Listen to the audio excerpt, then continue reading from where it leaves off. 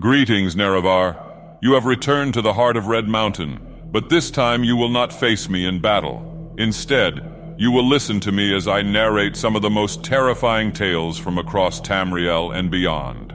Tales of horror, madness, and betrayal that will chill your blood and haunt your dreams. These are the stories that I have collected over the centuries, waiting for the day when you would come back to me. Welcome to Dagoth Ur's Creepypasta Corner. Are you ready to hear the truth?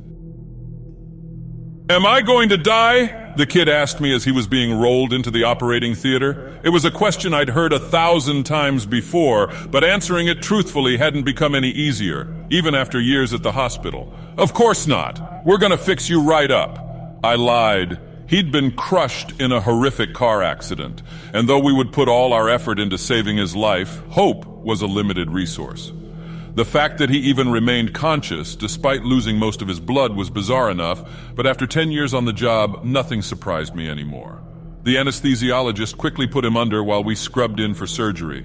Damien would be the surgeon, a specialist in polytrauma cases, and I'd assist. No sooner had we opened him up before we shared a look of disappointment. There was no chance in hell he'd survive through surgery. Despite our lack of faith, we tried our best. But after only half an hour on the table, his heart gave out. How was he still alive when he arrived? Damien asked. He pronounced the time of death and left us to clean up the mess. I took the responsibility of cleaning the kid up for the morgue, a task I'd committed to countless times before. It wasn't something I personally enjoyed, but to me, it was my final chance to pay respect to the dead. The kid couldn't have been more than 15, and as I'd hear, he was just learning to drive. Unexperienced, and attempting his first drive on a slippery road, he managed to steer off into a ditch. His father died on impact, but he himself lived long enough to face surgery. As I put the needle to his open abdomen, his body twitched for a moment. I retracted the needle in surprise, wondering what had caused a post-mortem spasm. Then the boy suddenly gasped for air. As his eyes shut open, he let out the most violent scream imaginable as he suddenly returned to life. "Help me!" he begged with a guttural voice as I stumbled back in panic and slipped onto the floor. I called for help, and the rest of the team came running into the operating theater, each panicking as they witnessed the dead boy scream on the operating table. His spine was fractures, so though he yelled in agony, he could do nothing to move. The anesthesiologist quickly attempted to sedate him while we checked his vitals. Despite all evidence pointing to the contrary, his heart had not started beating again. He was supposed to be dead. I started chest compressions, desperately trying to get his heart going. I cringed to the sound of his ribs cracking beneath my hands, and the boy's screams turned to gargles as he was unable to gasp for another breath. "He's not going under!" the anesthesiologist yelled as he gave the kid a second dose of propofol. Of course, without a functioning heart, there'd be no way for the drug to flow through his veins, even as I tried my best to pump for him. After an hour of compressions, the chief of surgery had intervened and ordered us to stop. At that point, we caused more damage than we helped. "What's happening to me?" The kid stuttered, still conscious. None of us responded. We couldn't find any words to describe the horrific sight before us. Most of the staff had left due to the sight. We'd faced many challenges in our career, but nothing quite like this. "What's your name?" I asked, despite already having seen it in the file. I just wanted him to focus. "Brian Dawson," he responded. I took a deep breath, doing my best to keep my composure. "You were in an accident, Brian," I told him. His eyes darted frantically around the room as he started to realize where he was. He tried to lift his neck, but due to the spinal fracture, he was completely paralyzed. "I can't move. I can't move," he cried. I walked closer, standing directly above him. "Brian, your heart isn't beating," I said. The chief of surgery, George, grabbed me by my shoulder and whispered into my ear, "We need to isolate the OR. Whatever is happening here is beyond us, and it could be contagious," George said. He rushed into the preparation room, picked up the phone. Through the glass door, I couldn't hear what he said, but I assumed he was calling security to shut down the ward. "What about my father?" Brian asked, trying to hold back tears. I was taken aback by his question. I just told him his heart was destroyed and that was essentially dead, yet his first concern was regarding his father. "I'm sorry, Brian, he died on impact," he sobbed quietly. "So what's going to happen to me? I'm going to die, aren't I?" he asked. I didn't know what to say. I'd never been in any similar situation, so I just gave the only answer I thought might be of some comfort. "You're not alone. I'm staying here until the end." George had been quick to shut down the operating theater, and the Center for Disease Control had long since been alerted to our situation. We had nothing to do but to wait and pray to any god that Brian wasn't contagious. I had already been exposed, so I examined Brian, checking for any chance of improving his situation. "Can you feel this?" I asked as I checked all his limbs. "Not a thing," he responded, "but it hurts so much on the inside." "Where exactly does it hurt?" I asked. "Everywhere! Please do something!" he begged. I gave Brian a dose of fentanyl, but without a heartbeat to move the drug around, I had little hope it would take any effect at all. To keep him distracted from the pain, I asked mundane things about life, what his hobbies were, family stuff. He was smart enough to realize my intentions, but went along with it, either out of fear or because he actually hoped someone could save him. Hours passed while we waited for someone to tell us what to do. Half the surgical staff had been put into quarantine, terrified that they might be infected. Finally, the CDC arrived on scene, fully geared in hazmat suits. They allowed us to roll Brian into his own space. A pre-operation room had been evacuated so he could stay somewhat comfortable.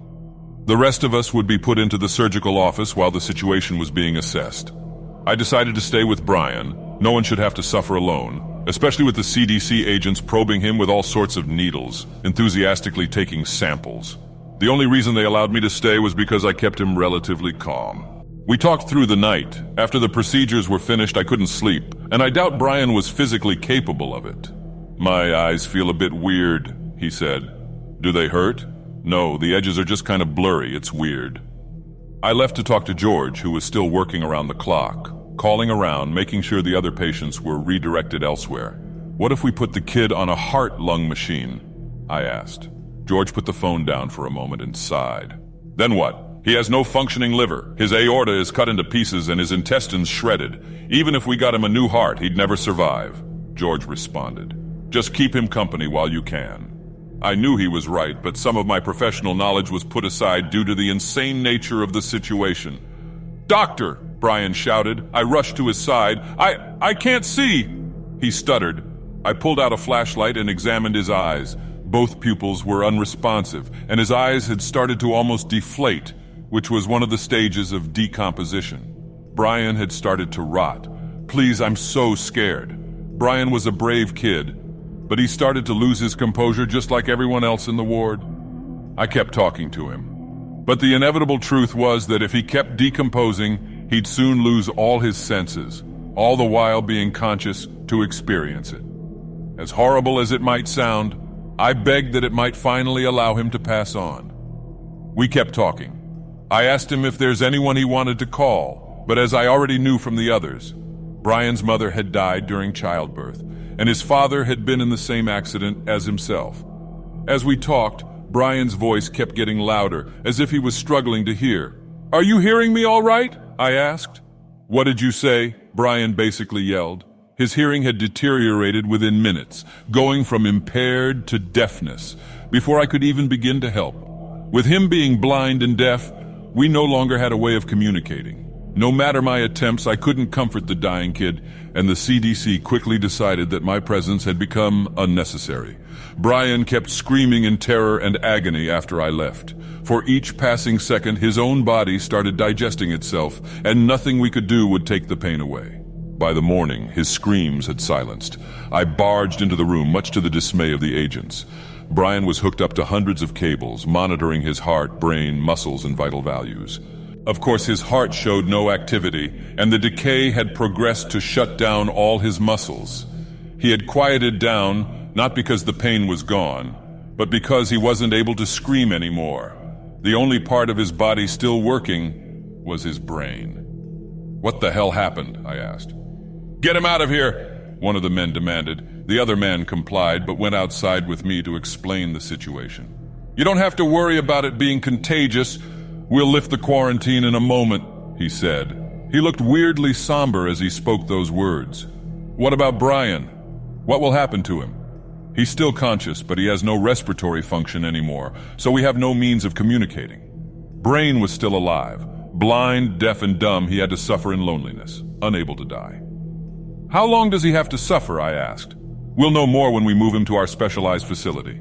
The senior CDC agent demanded that his colleague kept quiet before they could tell me anything else. They left with Brian, covered him in an airtight capsule, so no one would see the horrors that had just occurred within our surgical ward.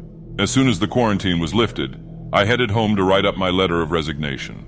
I had a well-connected contact within the CDC, but upon trying to get more information, he claimed no such case had even been presented to them, that no one had ever been admitted to their facility under the name of Brian Dawson. About a month later, a lawyer, accompanied by a doctor, showed up at my door with a bunch of documents, all regarding doctor-patient confidentiality. The lawyer looked tired, worked down to the bone, as if he'd made many such trips before. He asked me to sign the documents, and to never speak of this again, saying I'd lose my medical license if I did. Not that it mattered to me, I'm done in that field for good. I was given an injection by the doctor. He told me that Brian's disease was not unfamiliar to them and that it was extremely contagious, but only upon death. He explained that half the population is infected with a disease that keeps the brain conscious for hours, even days following death. Brian's case was special in the sense that he actually retained some motor function and was able to speak to us. The injection given was not a cure. It'll only prevent me from spreading the disease, but once I die, I'll suffer a fate similar to Brian's. I just hope someone will stay with me when it happens. That'll do it for this story, Nerevar. If you liked it, leave a thumbs up and subscribe for more content like this in the future. Thanks for listening, Nerevar. Sleep well.